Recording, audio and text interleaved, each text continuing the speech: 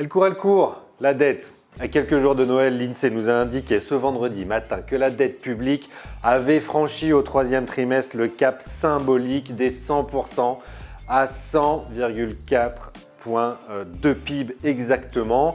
Alors, ce n'était pas la première fois que la dette franchit les 100%, c'est déjà arrivé 2 fois, au deuxième et troisième trimestre 2017. Alors, pourquoi cette hausse au troisième trimestre? D'abord, à cause des dépenses de l'État, l'État qui apporte plus de 40 milliards de dettes supplémentaires au troisième trimestre, alors que les deux autres composantes de la dépense publique, les collectivités locales et la Sécu, voient eux leur montant baisser.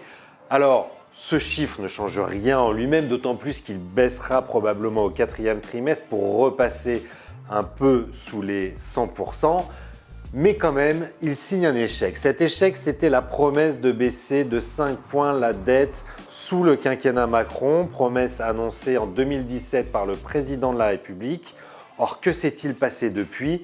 Eh bien, une stagnation, voire une légère augmentation entre les 99 et 100% du PIB. Il est désormais à peu près certain que cet objectif de baisse de 5 points ne sera pas respecté par Emmanuel Macron. Emmanuel Macron qui, rappelons-le, a indiqué le mois dernier dans The Economist qu'il considérait de toute manière le débat sur les 3% comme un débat d'un autre temps. Allez, que tout cela ne nous empêche pas de passer un joyeux Noël et de bonnes fêtes.